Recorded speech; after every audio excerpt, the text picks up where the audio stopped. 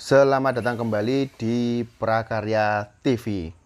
Pada kesempatan kali ini saya akan berbagi tentang cara menyerut papan kayu untuk pemula.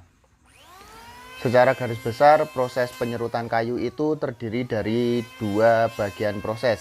Yang pertama meratakan papan kayu, yang kedua menghaluskan papan kayu. Kita masuk ke proses yang pertama, yaitu meratakan papan kayu. Untuk pertama ini kita fokuskan di bagian sambungan kayu, karena biasanya di bagian sambungan kayu itu bagian yang cenderung tidak rata. Tips yang pertama, kita coba menyerut dengan menyilang atau miring. Tujuannya apa? Tujuannya agar setiap pertemuan papan kayu itu bisa rata, karena tujuan proses ini adalah meratakan papan kayu. Kita coba menyilang dari satu sisi sampai ke sisi yang lainnya. Setelah selesai, kita coba arah sebaliknya, menyilang lagi.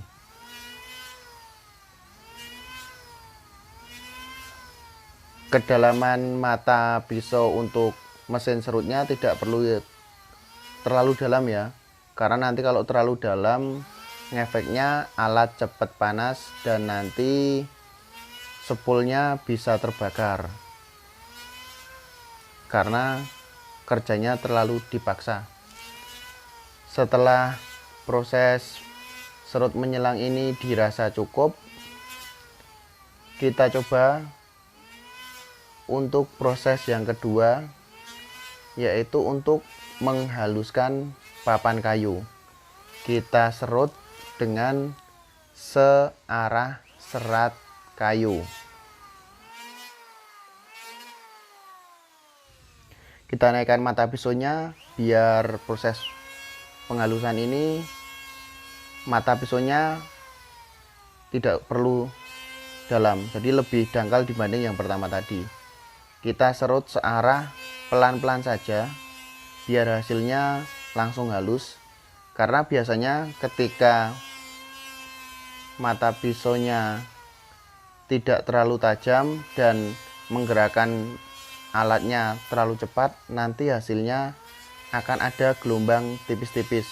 Walaupun pada akhirnya jika nanti di amplas itu akan hilang, cuman akan lebih efektif jika kita melakukannya pelan-pelan. Kita lakukan pelan-pelan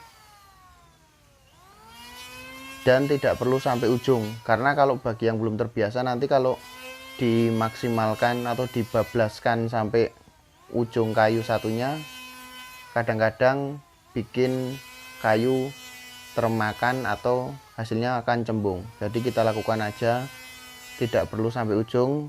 Nanti kalau sudah selesai kita balik dari arah satunya lagi.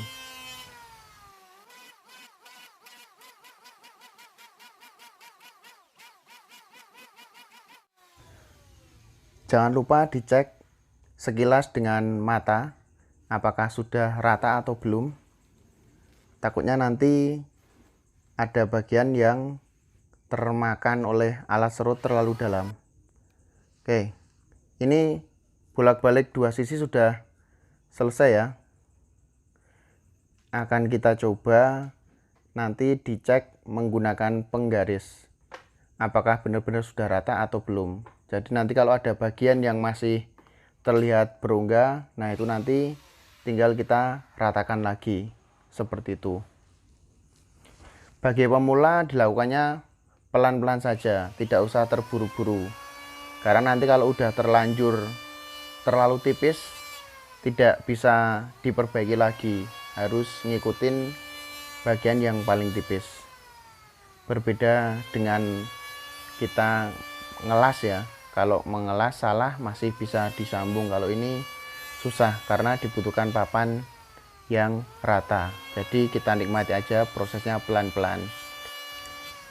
Selain itu, kunci dari menyerut kayu adalah jam terbang. Semakin sering menyerut kayu nanti akan semakin mahir, dan tentunya proses untuk menyerut papan kayu seperti ini akan lebih cepat ketika jam terbangnya sudah tinggi ataupun sudah sering melakukan penyerutan kayu. Pokoknya lakukan pelan-pelan dulu untuk pemula, sering-sering dicek menggunakan penggaris biar bisa terkontrol.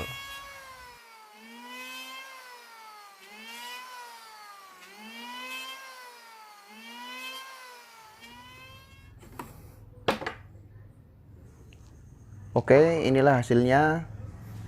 Kita coba ya cek dengan penggaris, sudah rata semua ya, tidak ada yang berongga.